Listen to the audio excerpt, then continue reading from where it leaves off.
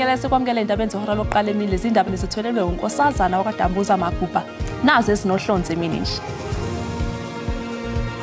The reports are giving a detailed and technical explanation of how did the ANC drop from 57% to the now low base of 40%. I-ANC izokwethula umbiko ngalokho ekuhlonze njengomthelela oholele ekutheni iqembu lilahlekelwa amavoti amaningi okhethweni lukazwelonke.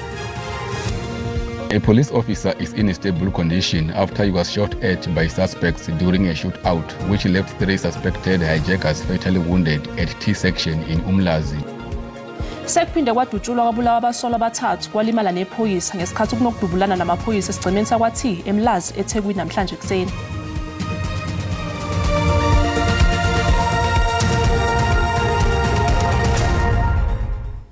I-ANC izokwethula umbiko ngalokho ekuhlonze njengomthelela oholele ekutheni iqembu lilahlekelwa amavoti amaningi okhethweni lukazwelonke obelibanjwe ngasekupheleni kwenyanga uNhlaba. Okhulumela inhlangano uZuko Godlimbi udalule ukuthi okwamanje asikho isinqumo esathathiwe ngokuhlakazwa kweinhlaka zobuholi bezifundazwe lapho i-ANC yehlelwe khona kakhulu izibalo. Umhlangano wamalungu esigungu esiphezulu se-ANC oqale izolo ugxile kakhulu ukubukeza ngomonakalo wokhetho njengoba inhlangano yehlele ngaphansi kuka-50% nokuholele ekutheni ilahlekelwe amandla okubusa izwe ngayodwana njengoba manje isibambisene namaqembu ehlukene kuhulumeni wobumbano.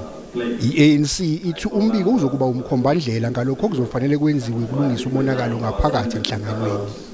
The reports are giving a detailed and technical explanation of how did the ANC drop from 57% to the now low base of 40%. We are analyzing the trends of elections over a long period of time. So it's sort of like a time series data analysis. Over the past 30 years, what has been the direction of electoral trends? When did the ANC start dipping? How far is it dipping? How do we understand the rate of decline that we saw in the past election? Asikho isinqumo esesithathiwe ubuholi phezulu ngesinyathelo sokuthi kungenzeka ukuhlakazwe inhlaka zobuholi bezifundazwe lapho i-ANC ilahlekelwe khona kakhulu amavoti. The discussion is about the most substantive understanding of electoral dynamics and how the ANC's positioning in South Africa politically has got to improve. That precedes any concern about whose head must be anywhere. And there might be no one's head on the block, by the way. So the idea that someone's head is on the block, it's not part of what the meeting is concerned about. Lo mhlangano we-NEC oqale izolo uzohlala izinsuku eziyisithupha njengoba uqhubeka eBoksburg. Sekuphinde kwadutshulwa kwabulawa abasolwa abathathu kwalimala nephoyisa ngesikhathi kunokudubulana namaphoyisa esigcemeni sakwathi eMlazi eThekwini namhlanje kuseni. Abasolwa bebeduna imoto yowesifazane esigcemeni sakwa-R eMlazi ashesha phendula athola abasolwa esigcemeni sakwa-R nabavulele ngenhlamvu emaphoyiseni wasekuba nokudubulana. A police officer is in a stable condition after he was shot at by suspects during a shootout, which left 3 suspected hijackers fatally wounded at T-section in Umlazi earlier today, Friday, the 2nd of August. The suspects had just hijacked a woman off a vehicle at R-section in Umlazi, and police responded swiftly. A high-speed chase ensued, and at T-section, the suspects opened fire towards the police, and in self-defense, a shootout ensued. 3 suspects were shot and fatally wounded in the shootout. A police officer was shot in the arm and is in a stable condition. The suspects were found in possession of 3 firearms as well as the hijacked vehicle. The hijacked victim was not harmed. Uphiko lomkhonto wesizwe luthi isicelo se-ANC sokuthola imvume yokuphikisa isinqumo sokuchitha kwenkantolo isicelo sokuvimbela iqembu le-MK ukuthi lisebenzise igama nophawu lwe-MK kuwukumosha isikhathi. Unobhala jikelele weqembu Arthur Zwane utshela abalandeli ukuthi iqembu le-MK alithuki ngaleso sicelo. Abeseka iqembu umkhonto wesizwe bebehlangene ngaphandle kwenkantolo ephakeme yaseThekwini. Umholi waleli qembu uMnumzana uJacob Zuma ke naye ufikile ukuzokwethamela lesigcawu senkantolo. Bekungokuqala kubonakala ke uZuma emphakathini kusukela i-ANC yathatha isinqumo sokumxosha. Abaholi be-MK batshele laba abaseka leli qembu ukuthi icala elifakwe i-ANC lifana nento engekho. Silethwe izungu sabantu bakaGogo ikakhulukazi lo muntu ekuthiwa uMbaloli.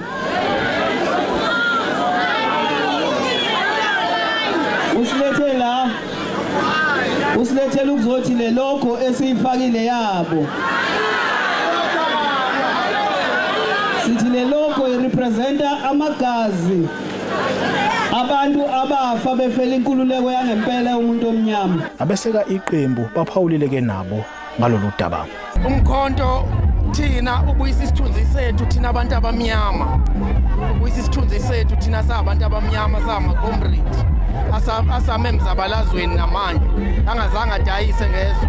Sizokwenza show ukuthi iANC akulula usilithathe legama la MK ngoba umsholozi hlezi sinice la eva khona umsholozi siyofa nathi. Abeseka iANC abafikanga ke bona enkantolo namhlanje.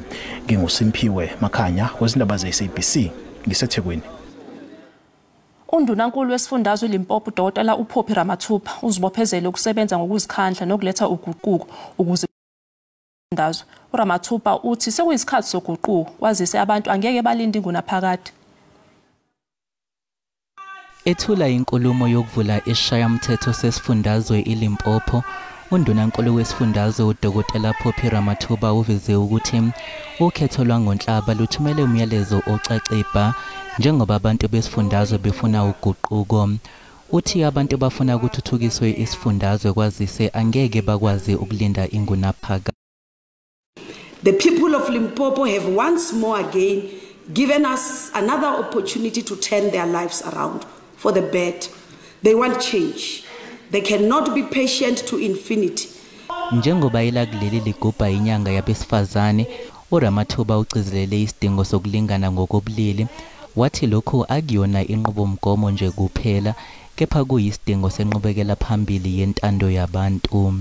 Our democratic government has crafted numerous policies and programs to tilt the tide against patriarchy and create an equal society where both men and women coexist with equal opportunity and equal rights.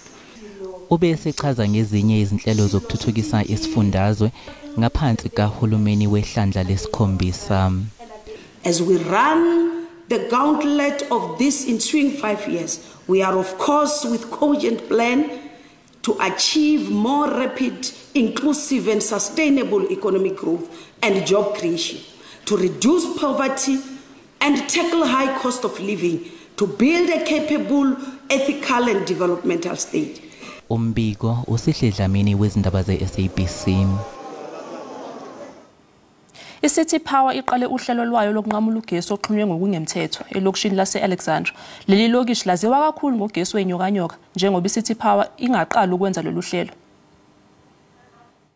Abantwana bafika 7 bonke bafile la bashawa ngogesi. Abantwana bayi7? Yeah, bashawa ngogesi. Yo. Le nyokanyoka lesi. Nami ngikuthanda. Ngiyasaba nokuthi ngiulayithe. Asihlele kahle. Njoba nani nibona nje ukukhisha ugesi.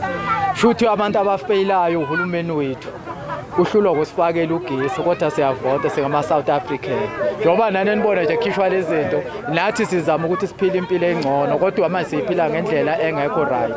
Into esingifuna ukuthi City Power isifakele ugesi. Ewe, uthicela ukubuza pha ku government. Sivotile. Kuba kwethu ukuvota lapha eGreenville asinambani. Asinamanzi akho konke icaca nje kodwa amavoti wethu bayawabala. Sicela ke iCity Power ngokusemthethweni isifakele ugesi. Kuyabanda ngoku asikathi sinsikusile. Sicela ugesi ngoba sivotile. Ngamavoters abavotethu lawo. Number 2 iID zethu ezisivotileyo. Sisikuvota akho konke iqhubekayo. Naku ngonithatha umbani apha. Siyagodola government makasifakele umbani. Sifuna umbani kanti esifunayo. Sisathi qhu ezitolo kanti uMasibuye sizokuphathela udaba oluthi all the offenders that we get that we catch with contrabands, we interview them and they divulge information about who helped them. Izikhulu zasemajele zigasele ejele laseWestville zathola omakhalekhukhwini, imali, insanga egoqiwe esilungela ukudayiswa kanye namaphilisi okusolwa ukuthi heroin.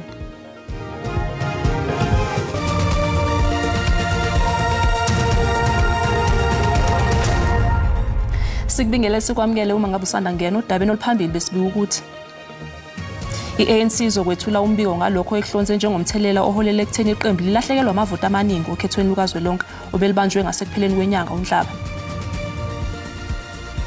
Bukela sikhumbuza ukuthi lezi ndaba zikhona ku YouTube na ku SABC Plus. Ngena kuzo uyigcine ngamagama athi SABC izindaba na kanjani uzosithola. Ngqongqoshe wezemfundo eyisisekelo uSiviwe Gwahube kanye nephini kaNgqongqoshe wezokuthutha uMkhuleko Hlengwa nezikhulu zikahulumeni waseMpumalanga bahambela indawo yesigameko sokuphangalala kwabafundi abayisithupha ngesikhathi kushayisana ibhasi belithwele abafundi kanye nestimela. Abafundi abayi19 basesibhedlela bathola ukwelashwa. Kule ngozi enyantisayo kuphangalale abafundi abayisithupha ngokumbiko wamaphoyisa athi imonto ebithwele abafundi ayizange ime ngaphambi kokuba iwele. Abazali babafundi bakhungathekile ngesikhathi befika endaweni yesigameko bezoqoqa izinto zezingane. Abanye abazali basola umshayeli ngalokhu. Udriver uyazikhambela naqeda ukuba deliver aziyele la yakhona ayokusela. Sibhlungu siluzile. Manje nangifika la kuthosa ukuthi yena sayicindezekile lapha emuva ngathi ne akengene ke ngibona ukuthi kwenzekani lapha nangithi ngiyamkhipha abafuni ukuthi ngimkhipha bathi ngimamela indaba zomthetho bekuwumunye ukupheleni. Kubhlungu kakhulu ukuthi isikolo silahlekelwe abantwana besikolo, abothisha nabo balahlekelwe abantwana bekade babafundisa. Ungqongqoshe wezemfundo eyisisekelo uthi uyazibophezele kwesekeni imindeni yezisulu kanti ukufunda nokufundisa kusamisiwe kuze kube umsombuluko. Educators are not just delivering a service, they start to care about learners, they bond with learners, and so it's also important as we're looking after the learners themselves that we're also looking after the educators and making sure that we're giving them the support that they need. Amalungu emindeni yezisulu kanye nabafundi bathola ukwelulekwa kanti ungqongqoshe wezempilo uvakashela abafundi abalimele esibhedlela.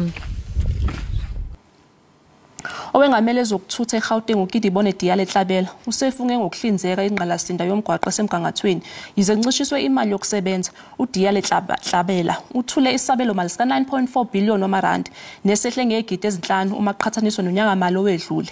Ekhuluma eShaya Mthetho saseGauteng uthi unethemba lokuthi umnyango wakhe usazohlinzekwa ngenye imali kulezikhathi ezizayo.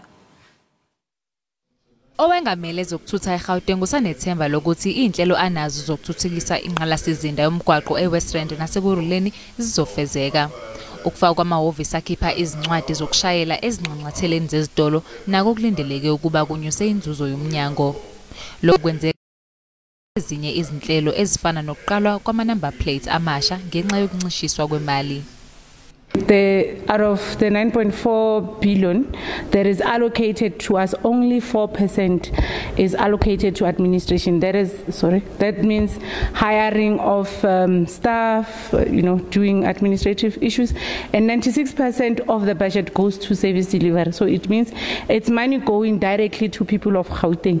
Ihhovisi likaNdunankulu waseGauteng lihlela ukuphothula uhlelo lwesinxephezelo semndeni yezisulu zenhlekelele yelife esidimeni uma kuphela unyaka ka2025 kuya ku2026.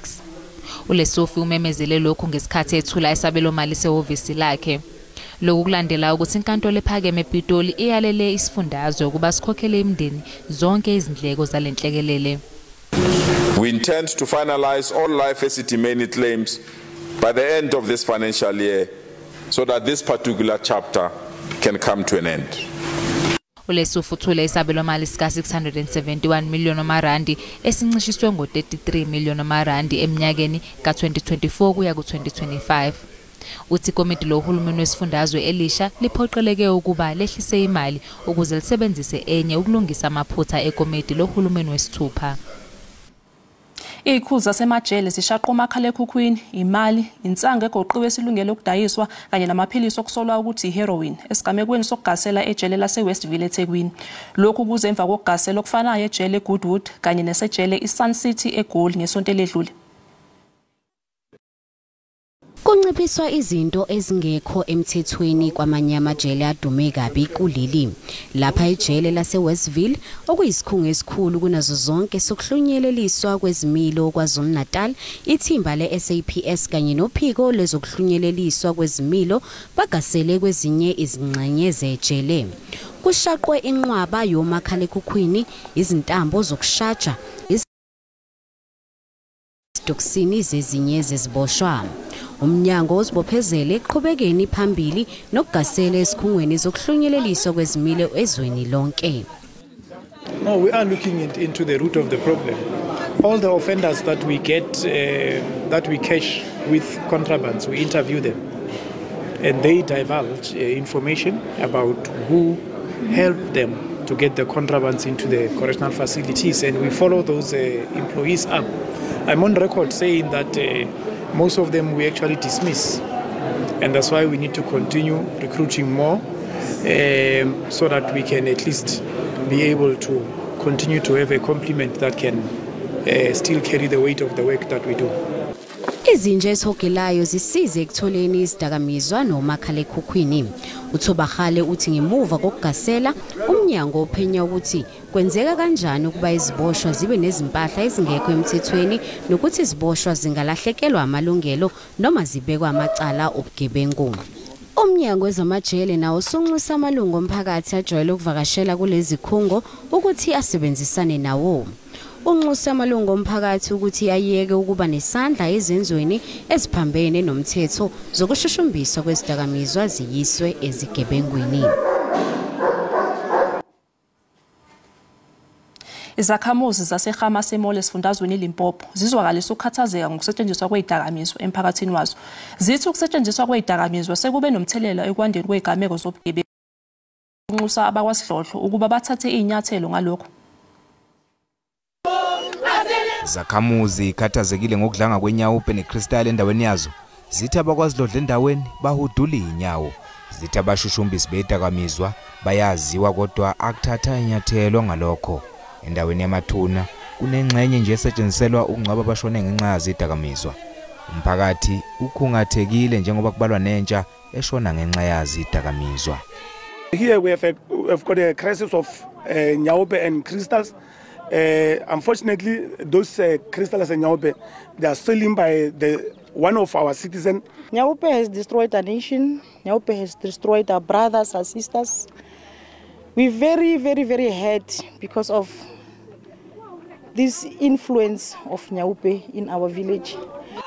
Abakwasidlodlo esifundazweni Limpopo sebeqinisekisile ukuthi zingqinambi izidakamizwa eGamase bathembise ukuthi bazoqinisekisa ukuthi bakhalelwa amasongo kasigonyela abashushumbisi bazo. The issue of drug usage in Gamase in particular, it is prevalent. We've learned that it is prevalent, but what is happening, the police officials there and other relevant stakeholders, they are actually, having some kind of meetings and also making sure that as and when it comes to their attention, they arrest those people who are actually involved in either providing or supplying those drugs. Umnyango wezabesifazane intsha kanye nabantu abaphila nokukhubazeka uthi nakuba ukulingana ngokobulili kungekabe bikho kuleli kepha iningizimu Afrika isihambe ibanga elide ekuthuthukiseni abesifazane. Lokhu kusho ngesikhathi kwethulwa imisebenzi yenyanga yabesifazane ePitoli. Umkhankaso walonyaka wenyanga yabesifazane kuhloswe ngawo ukubheka inqubekela phambili eseyenziwe ukufukula abesifazane selokho lelizwe labuswa ngentando yabantu. Nakuba sekuphele iminyaka engama-30 yentando yabantu kepha ukungalingani ngokobulili akafezeki njengoba iningi labesifazane lihlalele ovalweni lokudlanga kobugebengu. Since 1994 when our constitution was enacted, our democracy was enacted, constitution adopted in 96. This 30-year period that is leading us to gender parity. But we are not there. Ungqongqoshe uChikunga udalule ezinye zezinhlelo zikahulumeni zenyanga yabesifazane. At the center of everything that we're going to do, it will be research. Data, scientific data, so that we know for sure on the basis of research that we are improving. Umnyango uphinde waphawula ngodaba olusematheni lomncintiswano kaMiss South Africa njengoba kunabanye abantu bakuleli abakholelwa ukuthi akakufanele ukubamba iqhaza ngenxa yemvelaphi yakhe kanye nobuzwe bakhe. The law in South Africa allows the child to attain citizenship. The mother, we no longer have the law that said it's only the father that can give a child citizenship. Umnyango uthi uzoqhubeka nokukhulumela abesifazane kuze kube ukuthi kutholakala ukulingana ngokobulili.